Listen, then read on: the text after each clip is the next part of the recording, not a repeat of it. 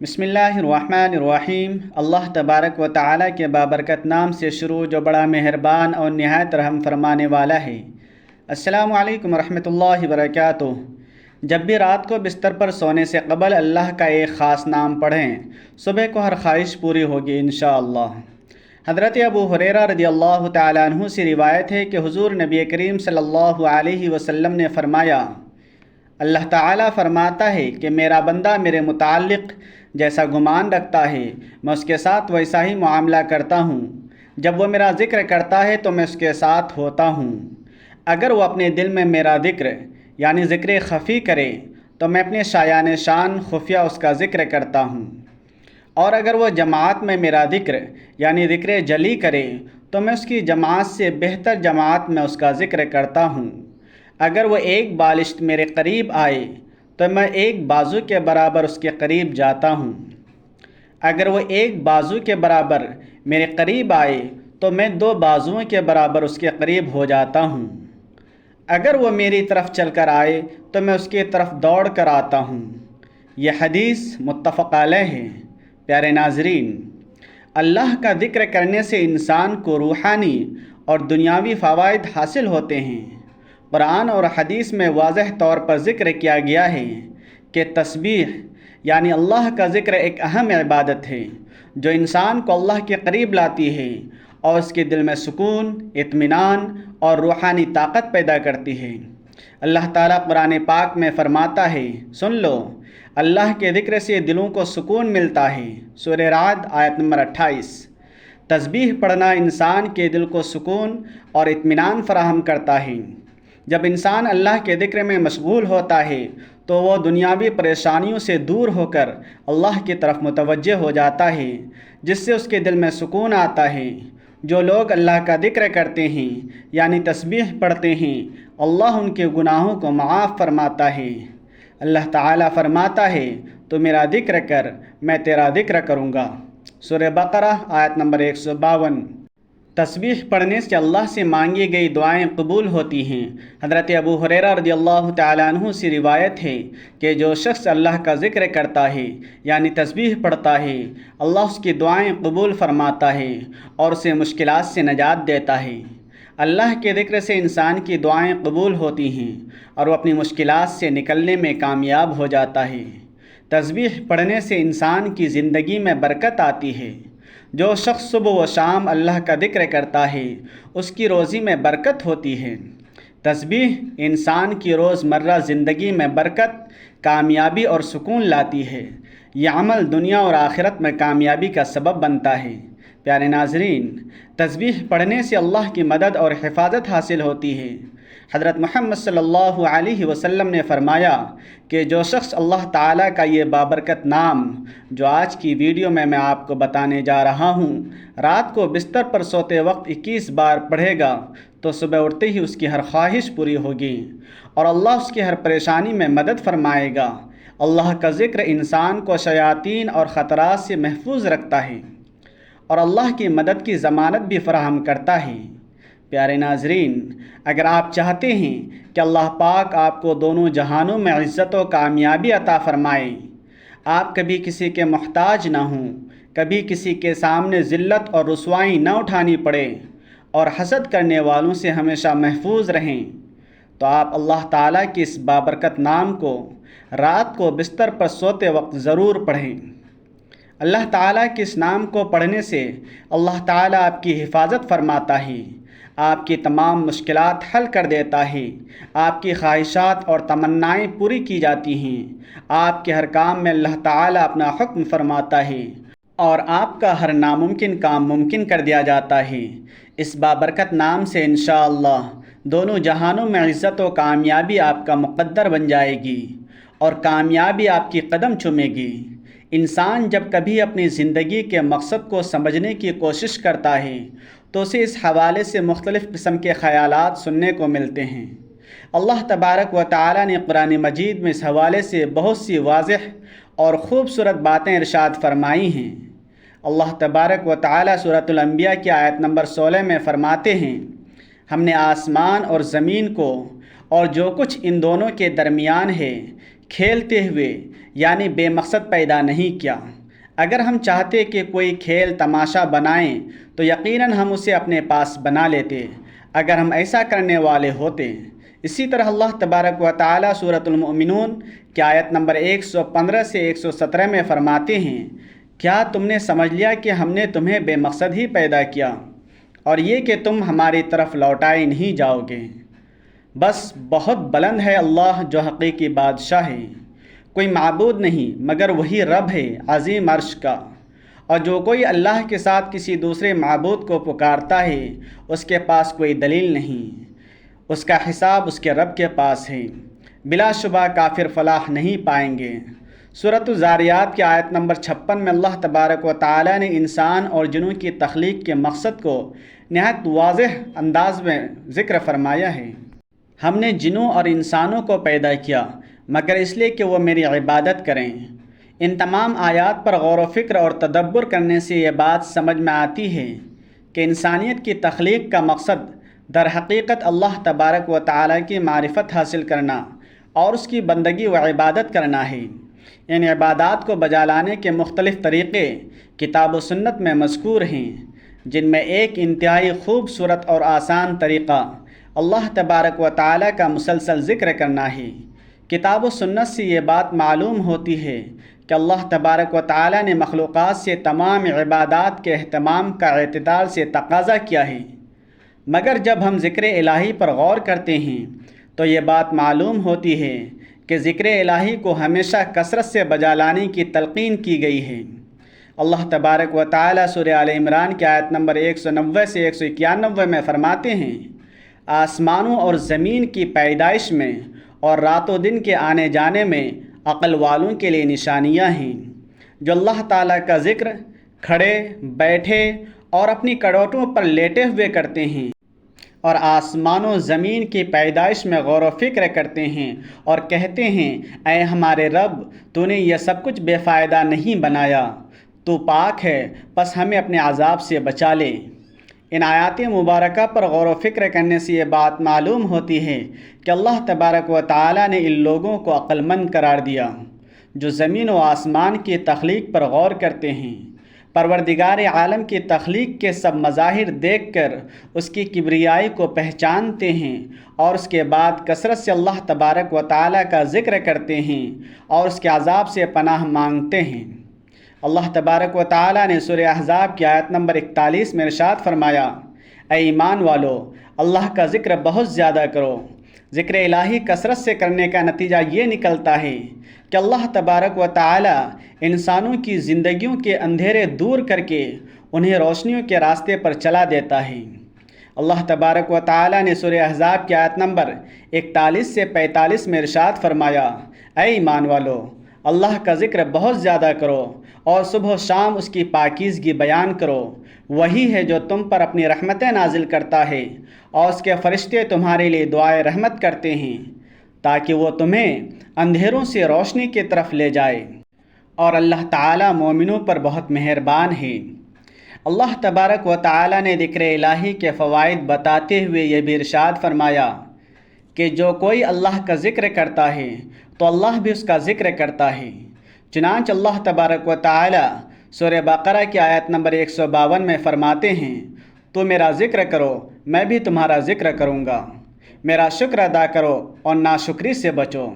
اس آیت مبارکہ سے یہ بات سمجھ میں آتی ہے کہ جس شخص کا ذکر اللہ تبارک و تعالیٰ کرتا ہے اس کی زندگی میں اللہ کی تائید، نصرت اور فضل ہر حال میں شامل ہو جاتا ہے۔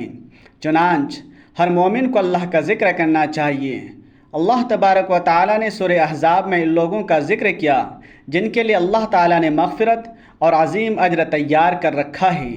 اللہ تبارک و تعالیٰ سورہ احزاب کی آیت نمبر 35 میں فرماتے ہیں، بے شک مسلمان مرد اور مسلمان عورتیں، مومن مرد اور مومن عورتیں، فرما بردار مرد اور فرما بردار عورتیں، راست باز مرد اور راست باز عورتیں، صبر کرنے والے مرد اور صبر کرنے والی عورتیں، عاجزی کرنے والے مرد اور عاجزی کرنے والی عورتیں، خیرات کرنے والے مرد اور خیرات کرنے والی عورتیں، روزہ رکھنے والے مرد اور روزہ رکھنے والی عورتیں، اپنی شرمگاہوں کی حفاظت کرنے والے مرد اور حفاظت کرنے والی عورتیں، اور کثرت سے اللہ کا ذکر کرنے والے مرد اور ذکر کرنے والی عورتیں، ان سب کے لیے اللہ نے مغفرت اور عظیم اجر تیار کر رکھا ہے۔ اس آیت مبارکہ سے یہ بات معلوم ہوتی ہے کہ وہ لوگ جن کے لیے اللہ نے وسیع مغفرت اور عظیم ثواب تیار کر رکھا ہے، ان میں کثرت سے اللہ کا ذکر کرنے والے مرد اور عورتیں بھی شامل ہیں۔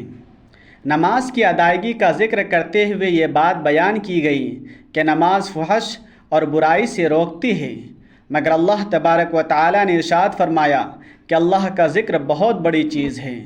سورہ عنکبوت کی آیت نمبر 45 میں ارشاد ہے، جو کتاب تمہاری طرف وحی کی گئی اسے پڑھو اور نماز قائم کرو، یقیناً نماز بے حیائی اور برائی سے روکتی ہے، اور بے شک اللہ کا ذکر بہت بڑی چیز ہے، اور تم جو کچھ کرتے ہو اللہ اس سے خبردار ہے۔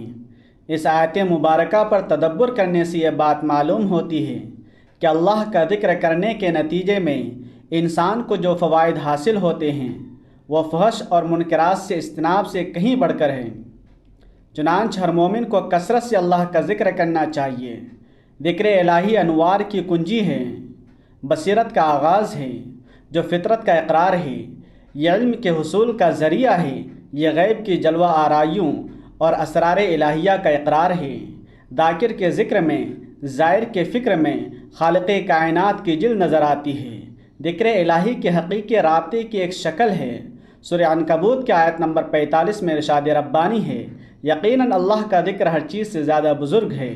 اللہ کے ذکر میں نماز، سلامتی، قرآن حکیم، دعا اور استغفار سب شامل ہیں۔ ذکر الہی کی عظمت، اہمیت اور برکات سے آگاہ کرتے ہیں۔ ذکر الہی سے اللہ کا قرب نصیب ہوتا ہے اور انسان کی روحانی ترقی ہوتی ہے۔ ذکر الہی سے دلوں کو نور ملتا ہے۔ ذکر الہی ہی وہ راستہ اور دروازہ ہے جس کے ذریعے بندہ بارگاہ الہی تک پہنچ سکتا ہے۔ حضرت ابو ہریرہ رضی اللہ تعالی عنہ اور حضرت ابو سعید خدری رضی اللہ تعالی عنہ سے روایت ہے کہ رسول اللہ صلی اللہ علیہ وسلم نے ارشاد فرمایا، جب بھی اور جہاں بھی کچھ بندے اللہ کا ذکر کرتے ہیں تو لازمی طور پر فرشتے ہر طرف سے ان کے گرد جمع ہو جاتے ہیں، انہیں گھیر لیتے ہیں، رحمت الہی ان پر چھا جاتی ہے، انہیں اپنے سائے میں لے لیتی ہے، اور سکینت کی کیفیت ان پر نازل ہوتی ہے، اور اللہ اپنے مقرب فرشتوں میں ان کا ذکر کرتا ہے۔ صحیح مسلم و بخاری۔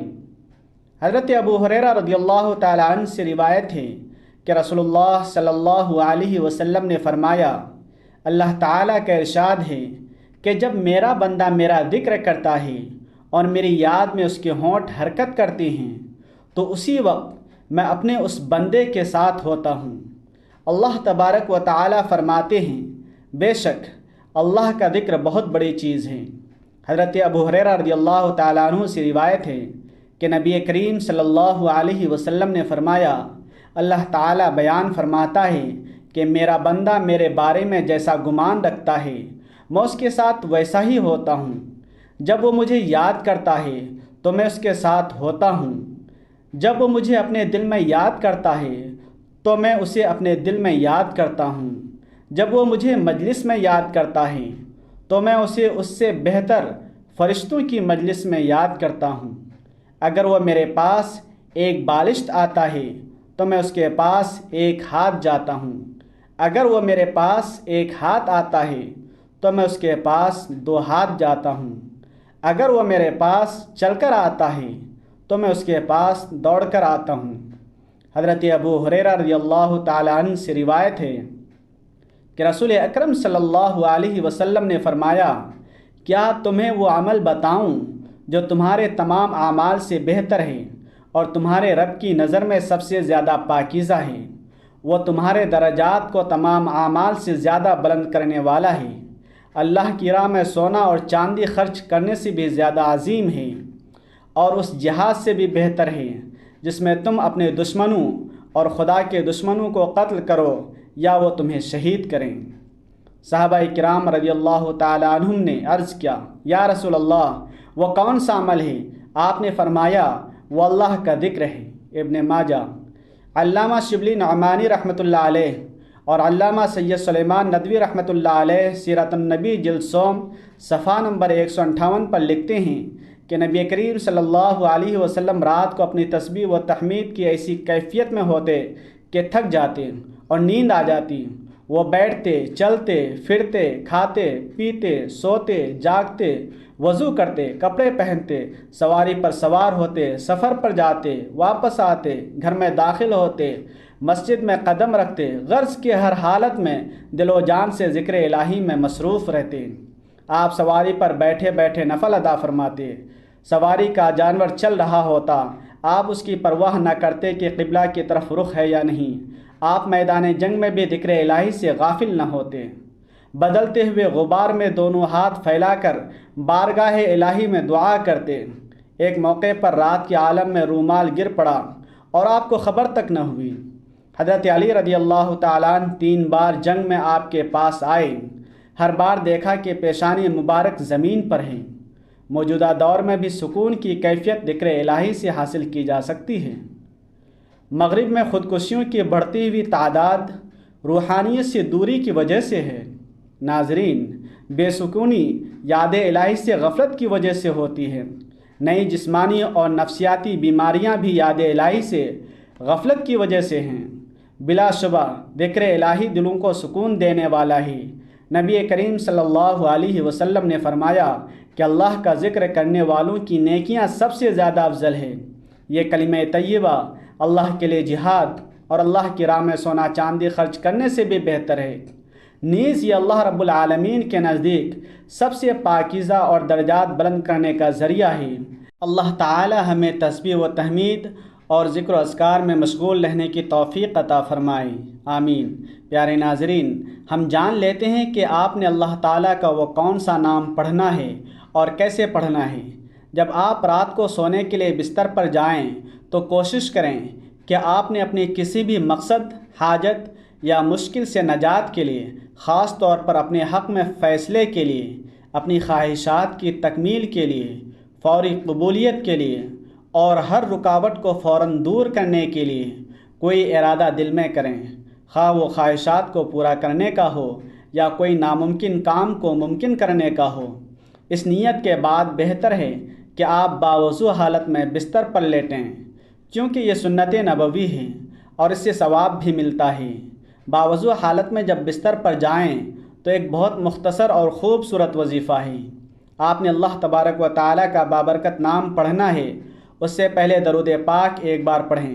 درود پاک پڑھنے کے بعد سب سے پہلے اپنے خاص مقصد کی نیت کریں۔ نیت کرنے کے بعد فوری طور پر اعوذ باللہ من الشیطان الرجیم بسم اللہ الرحمن الرحیم پڑھ کر وظیفے کا آغاز کریں اور اللہ تعالیٰ کے مبارک نام یا حی یا قیوم کو پڑھنا شروع کر دیں۔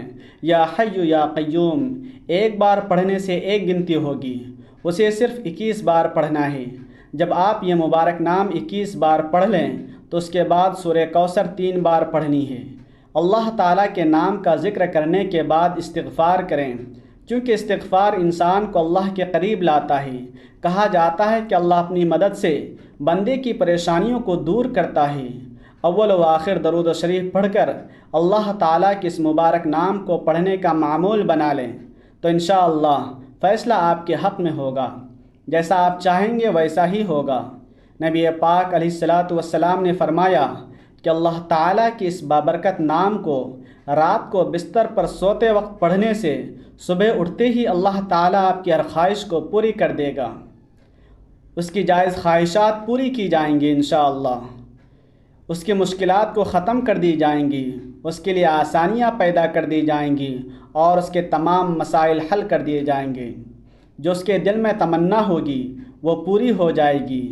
میرے اللہ سے دعا ہے کہ میرا سنانا اور آپ کا سننا اللہ کی بارگاہ میں قبول و منظور فرمائے، آمین۔ تمام ناظرین سے گزارش ہے کہ آپ اپنے رزق میں برکت، وسعت اور کشادگی کے لیے اللہ تعالیٰ کے 99 ناموں میں سے کوئی ایک نام کمنٹ سیکشن میں ضرور لکھیے گا۔